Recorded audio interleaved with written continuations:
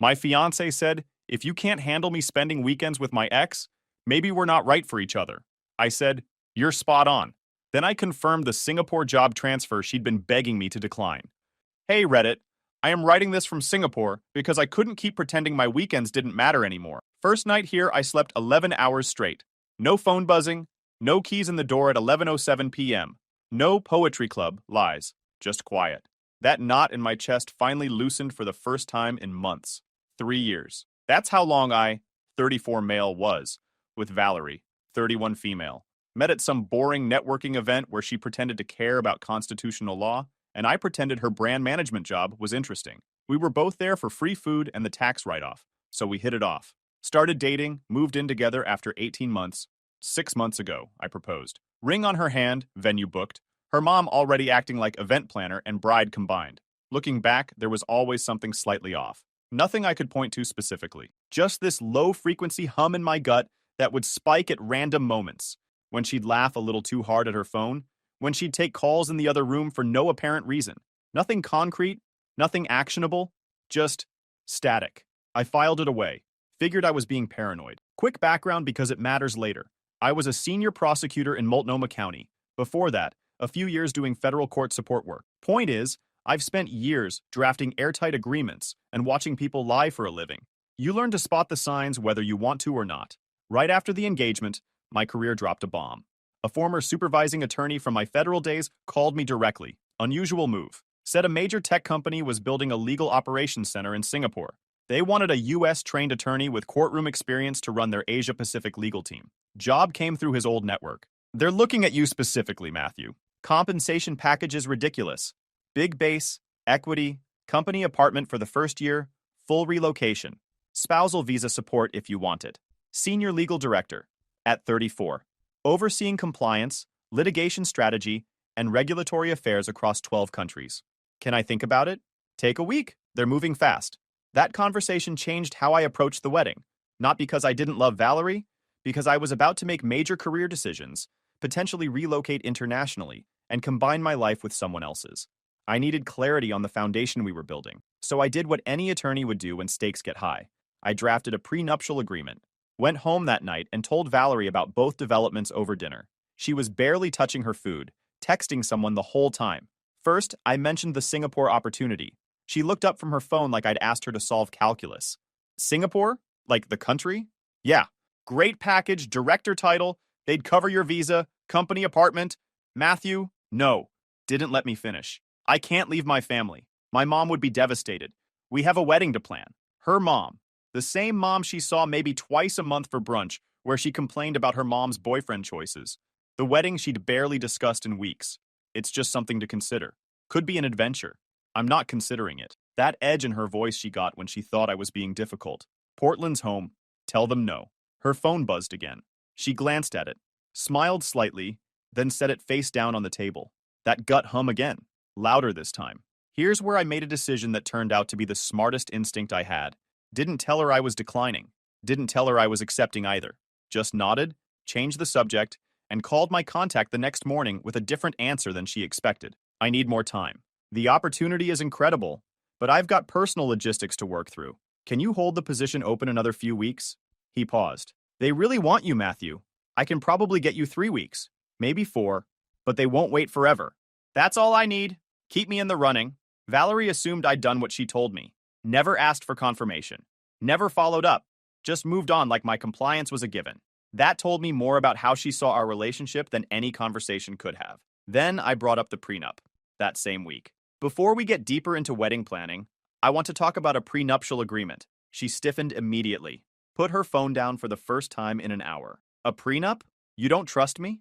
This isn't about trust. It's about risk management. Kept my voice level. Professional. The same tone I'd use explaining discovery procedures to a new paralegal. I'm a prosecutor with potential private sector opportunity. International relocation might be on the table eventually. My professional liability exposure is significant.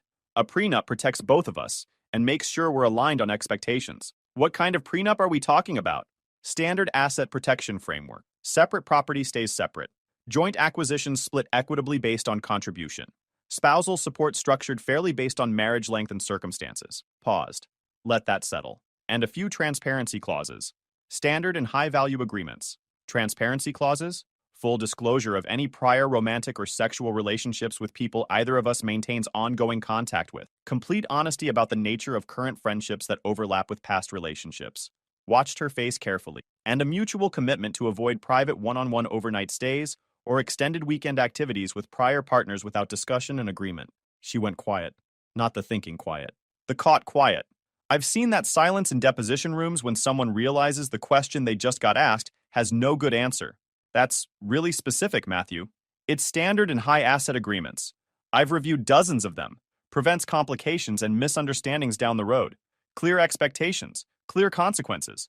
The financial stuff is fine. Her voice had changed. Tighter. More controlled. But that last part about prior partners feels like you're trying to control who I spend time with. I'm asking for transparency about past relationships that overlap with current friendships. Nothing more.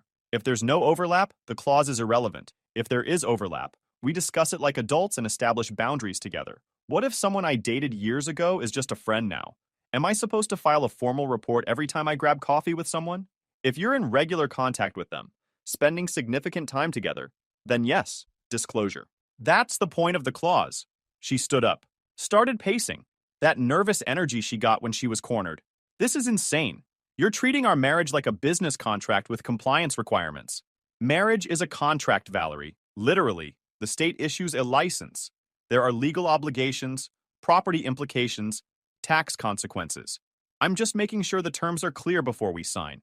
If everything's above board, this document costs us nothing but a conversation. I'm not signing something that polices my friendships. Then we need to talk about why that clause specifically bothers you when the financial terms don't. That's when it happened. The slip that changed everything. Because it's invasive. What? I have to disclose that Brody and I dated for like 2 months 5 years ago? It was nothing. Ancient history. We're just friends now, and it's none of your business what we were before. Stopped. Processed. Let the words hang in the air between us like smoke from a controlled detonation. Dated? Her face froze. Color draining in real time. I watched her replay her own words in her head and realize what she just admitted. That's not what I meant. That's exactly what you meant. And it's exactly what you said. You said he was a friend from Seattle. Someone you used to know? An old buddy who just moved back to town? You never once mentioned you dated him, Valerie. It was barely anything. You've been spending time with him. Weekends, Saturdays for sure, sometimes Sundays.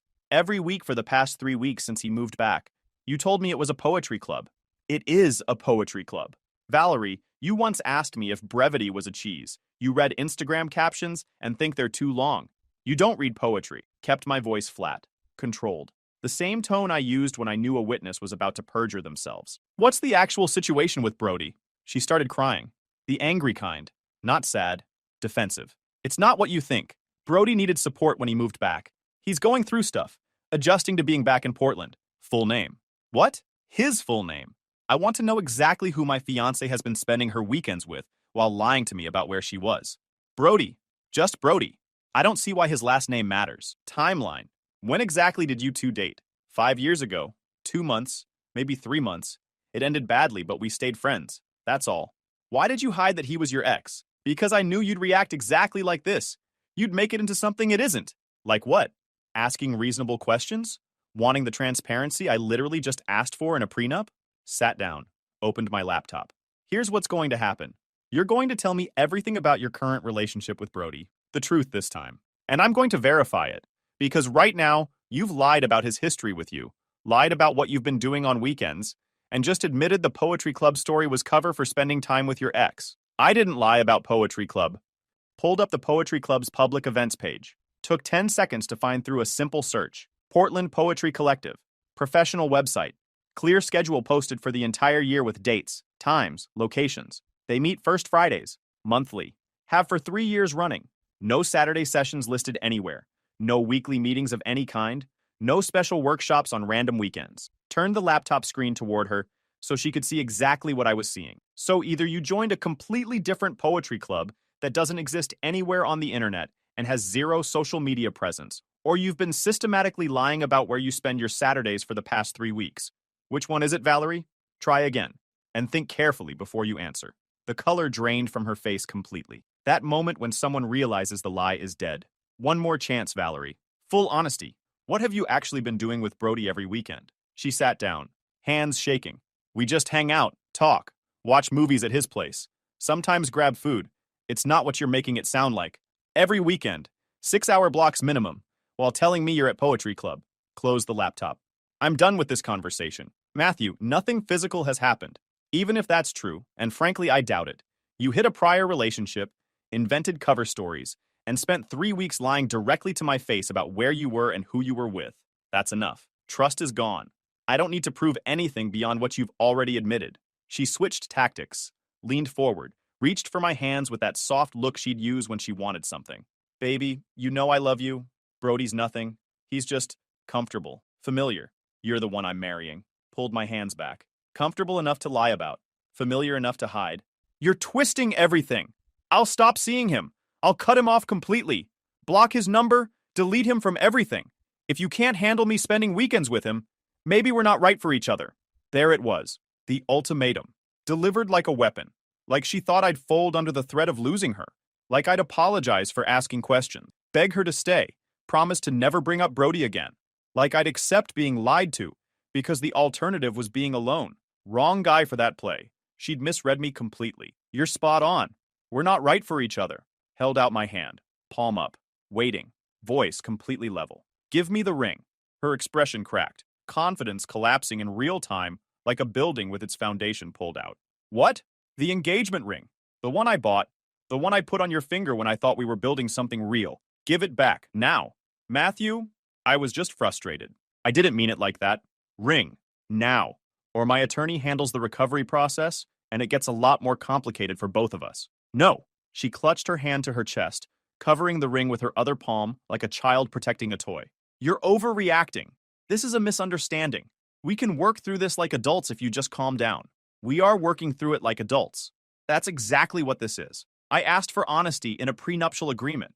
You gave me weeks of lies instead. Now I'm terminating the engagement and requesting return of the ring. That's how adults handle breach of trust in contractual relationships. Stood up, walked to the bedroom closet. Started pulling out suitcases. What are you doing? Didn't answer. Grabbed my laptop, opened email, started typing, confirming acceptance of the Singapore role. I'm in. Available to start in 2 weeks. Please send relocation paperwork. Sent. You're not serious? Her voice cracked. Panic setting in. You said you turned that down. No, I didn't. You told me to turn it down. I never said I did. I kept it on the table because I don't make irreversible career decisions based on someone else's demands without thinking it through first. Started pulling clothes from hangers, folding them into the suitcase. Methodical. Efficient. Turns out that was the right call. You lied to me. I didn't confirm or deny. You assumed. There's a difference. Kept packing. And that's rich coming from you right now. She switched tactics. Went from angry to pleading in that whiplash way manipulative people do when intimidation fails. Grabbed my hands. Made her eyes bigger. Voice softer. The whole performance. Baby, please, we can work through this. Every couple has rough patches. This doesn't have to end everything we've built. Removed her hands from mine. Gently but firmly. Valerie, I asked for one thing. Transparency. Honesty about past relationships. You responded by hiding an ex, lying about your weekends, and then threatening to end things when I pushed for the truth. Kept packing. Every choice you made in the last 3 weeks told me exactly where I stand in your priorities. Now I'm making choices that reflect mine. How did this escalate so fast? It didn't escalate. It clarified. The situation was always this. I just didn't have the information until now. Zipped the first suitcase. Pulled out another. Your stuff will be in the hallway tomorrow. You have 24 hours to collect it. She grabbed her purse. Hands shaking. Mascara starting to run. You'll regret this, Matthew. You're throwing away 3 years over nothing. I'm throwing away 3 years of lies. That's not nothing. That's everything. Didn't look up from packing. Close the door on your way out. She slammed it so hard the neighbor's dog started barking. Good riddance. 20 minutes later, my phone started buzzing. Babe, let's talk. We can't end 3 years like this. I'll stop seeing Brody. Completely. If it bothers you this much. Matthew, this is childish. You're being dramatic. Can we please just talk? Then the tone shifted around midnight. You know what? Brody actually listens to me. He doesn't interrogate me like I'm on trial. Maybe I should have picked him in the first place. Fine. Don't respond. See how far that silent treatment gets you. You're going to die alone with your prenups and your checklists. Then at 1:47 a.m., I gave you 3 years, Matthew. 3 years of my life. And this is how you repay me? I could have been with someone who actually appreciated me this whole time. Brody never made me feel like I was being cross-examined just for having friends. Didn't respond to any of it. Opened my laptop and started the exit checklist. Drafted one message, professional, final. Sent it to the venue, caterer, photographer, florist, DJ, her parents, and my parents. Wedding canceled effective immediately due to dishonesty and misrepresentation. Do not contact Valerie through me for any reason. Reach out to me directly only for contract cancellation or deposit questions. Thank you for your understanding. Then opened my banking app and started separating finances. We'd kept accounts separate, thank goodness. No joint credit cards to untangle, no shared investments. Clean break on the money side at least. Texted my buddy Jake. Need a favor? You still looking for a sublet? Always. What's up? My place? Available in 2 weeks. You interested? Wait, you're leaving Portland? For real? Singapore. Long story. Tell you later. No way.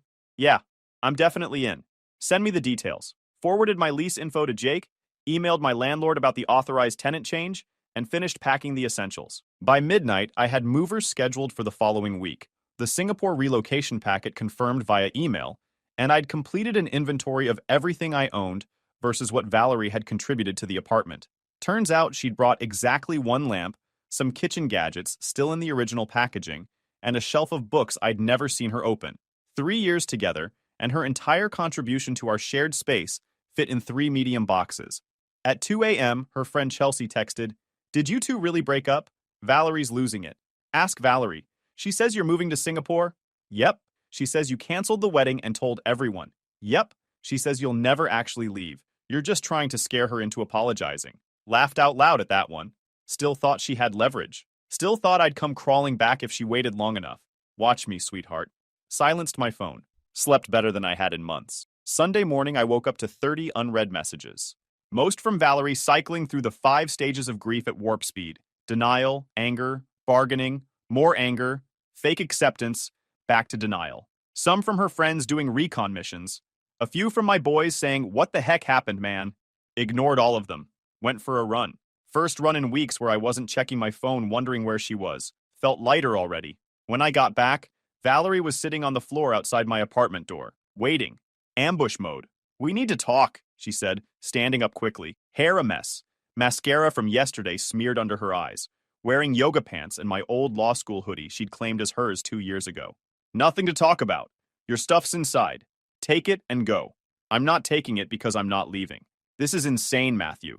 You can't just end everything like this. Lease is in my name. You never officially moved in, remember?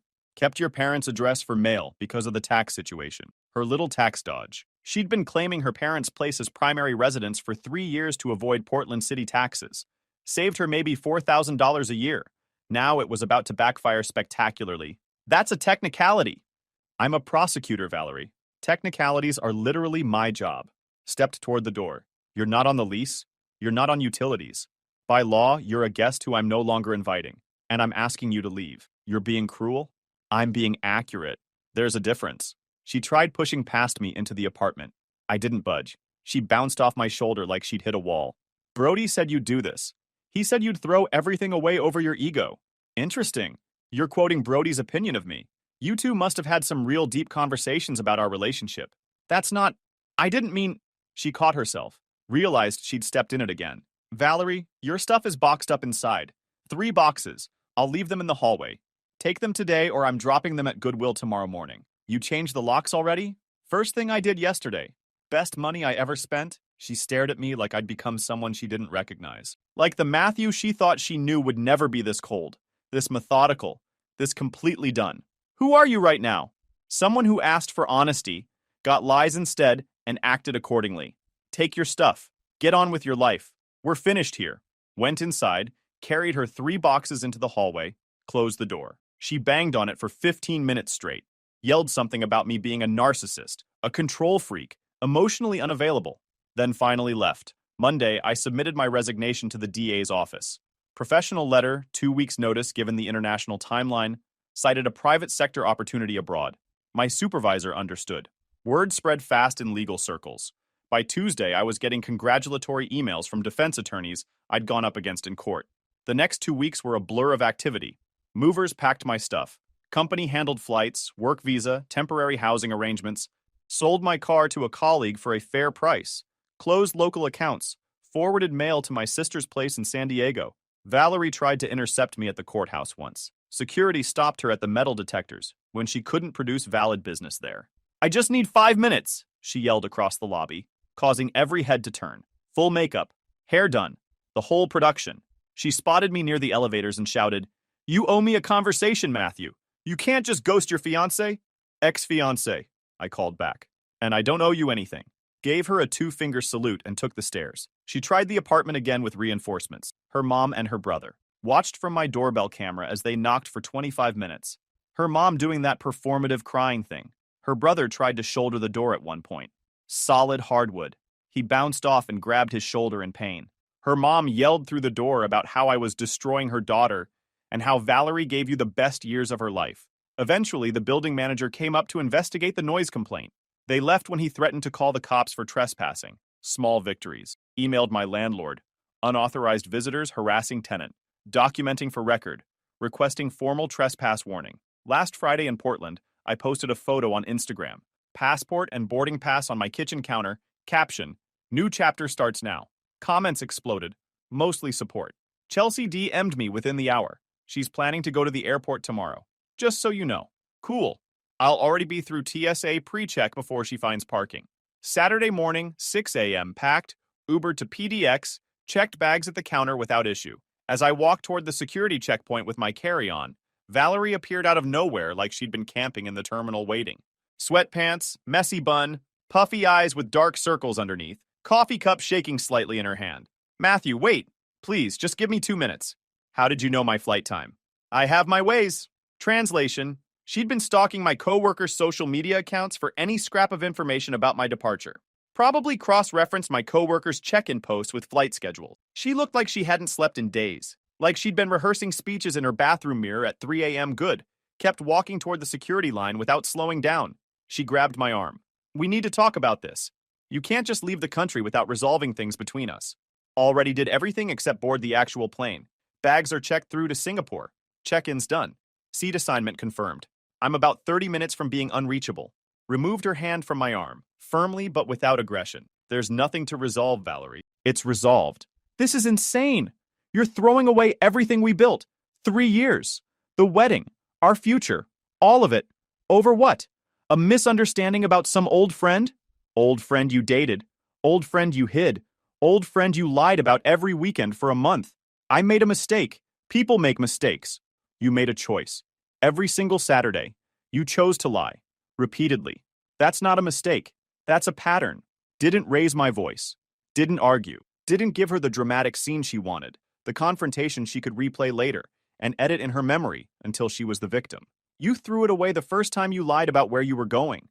The first weekend you told me poetry club while you drove to his apartment. I'm just taking out the trash. Kept walking toward security at the same steady pace. "Matthew, you can't do this!" Walked through the TSA checkpoint without looking back once. She stood there frozen, mouth open, until a TSA agent asked her to clear the area because she was blocking the flow of passengers behind her. Singapore hit different from the second I landed. Changi Airport was like stepping into a sci-fi movie. Botanical gardens inside the terminal, a 40-meter waterfall cascading through the center atrium, floors so clean you could eat off them. Portland's airport had a carpet that smelled like regret and broken dreams. This place had orchids, art installations, and escalators that actually worked. Company had a driver waiting in arrivals, with my name on a sign. Took me straight to the apartment in Tanjong Pagar. 28th floor, floor-to-ceiling windows overlooking the harbor, 2 bedrooms, modern kitchen with appliances I'd need to learn how to use. Furniture was minimal but tasteful. Everything was new and clean. Job started Monday. Met with the general counsel, walked through the regional structure, got briefed on the cases and matters I'd be overseeing. Team was solid. 12 attorneys spread across Singapore, Hong Kong, and Sydney offices. The senior associate was a local guy with a Cambridge law degree who knew his stuff cold. Could have resented the American parachuting in to run things. Instead, he handed me a detailed brief on every pending matter and said, "Welcome. We're glad someone's finally running this division properly." First month was controlled chaos, learning regulatory frameworks across 12 different jurisdictions, building relationships with outside counsel firms, putting out fires that had been smoldering for months under the previous leadership, worked 14-hour days and didn't mind it one bit. There's something about starting fresh somewhere new. No baggage trailing behind you. No history to explain. No one who knows you as that guy whose fiancée was sneaking around with her ex. Just work and possibility, and the chance to prove yourself on merit. Closed 3 deals my predecessor had stalled on for months. Restructured the contract review process to cut turnaround time by 40%. Started a weekly strategy session that my team actually showed up to on time because they wanted to be there. Week 4, the general counsel pulled me aside after a board presentation. Matthew, you've accomplished more in 1 month than the last guy did in an entire year.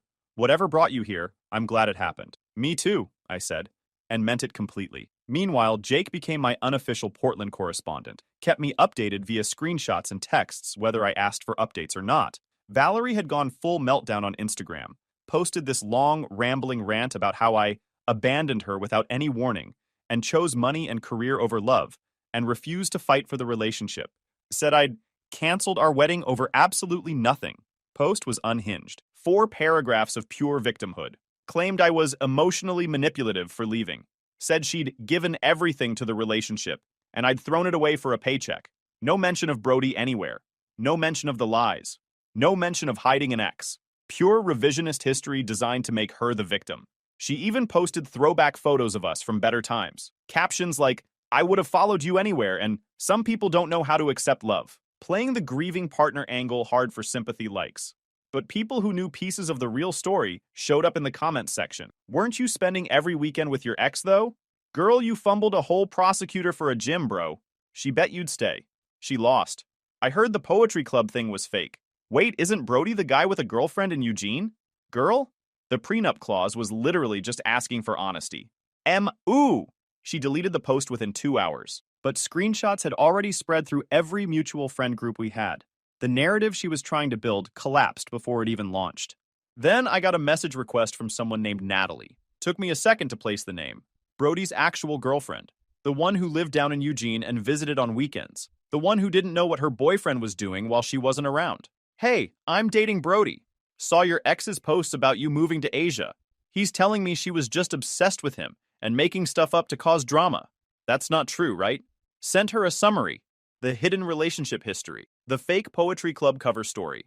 The timeline of when Valerie was supposedly busy with family or at poetry versus when Natalie was visiting Eugene. Just facts. What she did with the information was her call. She responded an hour later. Thank you. I feel like an idiot, but at least now I know the truth. I'm posting everything. She did. Posted all the screenshots on her Instagram story with hashtags like #poetryclubfail and #liarexposed. Tagged Brody. Tagged Valerie. Tagged their mutual friends. The story got screenshotted and reshared across Portland's social circles before either of them could react or delete anything. Within 6 hours, Brody was calling me from 4 different phone numbers. Didn't answer any of them. Voicemails piled up with increasing desperation. Bro, you need to control your girl. She's destroying my life over here. This is between me and Valerie. You had no right to get Natalie involved. Call me back. This is seriously messed up. You're a real piece of work. You know that? Valerie said you were cold, but damn. She also told me you'd come crawling back eventually. Guess that's not happening, huh? Texted back once. Not my girl. Not my problem. Handle your own messes. You're incredibly vindictive, man. I'm 6,000 miles away watching the Singapore skyline. You're the one whose girlfriend just aired your dirty laundry to 3,000 followers. Maybe reflect on your own choices. Blocked every number he tried. 6 weeks into Singapore. Settled into a good rhythm. Work was solid. Won 2 major regulatory disputes that the previous director had let stagnate. Team was performing well and starting to gel as a unit. Started getting copied on executive strategy calls where real decisions got made. Found a climbing gym near my apartment with a decent expat community. Made some friends who knew nothing about my Portland history. Learned which hawker stalls had the best chicken rice and which food courts to avoid. Then my building's concierge called up to my unit one random Tuesday evening. Mr. Matthew, there's a woman in the lobby asking for you. American. Says she's your fiancée. She doesn't have building clearance to come up to the residential floors. Actually laughed out loud at that. The audacity was almost impressive. Tell her I'm not available and won't be at any point during her visit. Contact building security immediately if she refuses to leave the premises. 10 minutes later, my phone rang. Unknown Singapore number. Local area code. I flew 18 hours to talk to you. Valerie's voice came through strained but trying to sound determined. Like she'd rehearsed this opening on the plane. Least you can do is give me 10 minutes, Just 10 minutes, Matthew, after everything. Then you wasted 18 hours, a lot of money on airfare, and whatever vacation days you burned. Go home, Valerie. There's nothing here for you. I'm not leaving Singapore until we talk. I'll sleep in this lobby on this couch if I have to.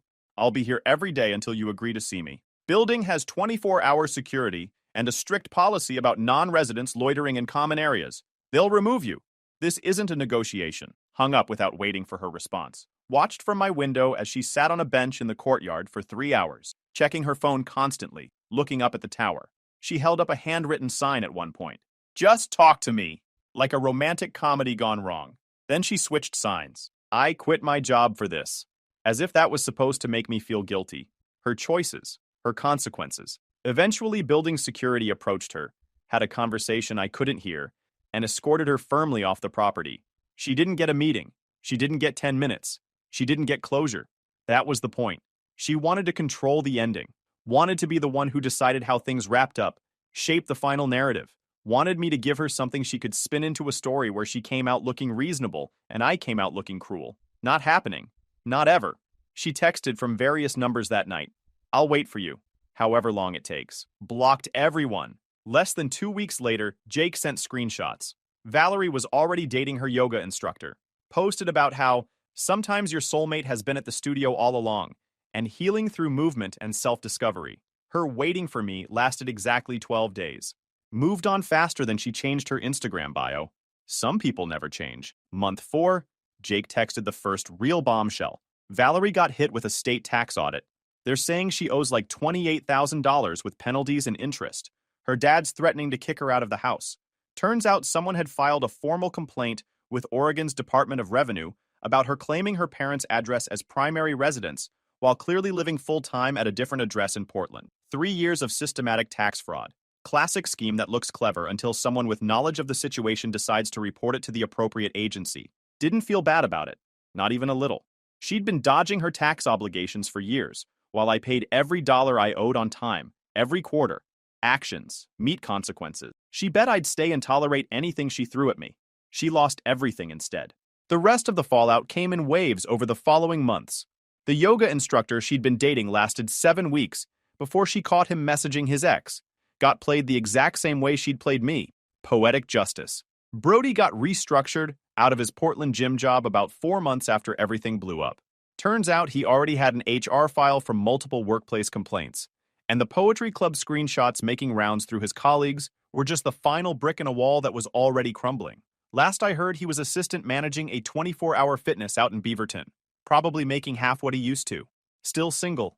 Still hitting on women at his gym. Still wondering why nothing ever works out for him. Still telling anyone who'll listen that the whole Poetry Club thing was blown way out of proportion. Nobody believes him anymore. The receipts are permanent. Guys, we are so close to hit 100,000 subscribers on this channel. If you are not subscribed to the channel, please consider subscribing. It really helps hit that 100,000 mark.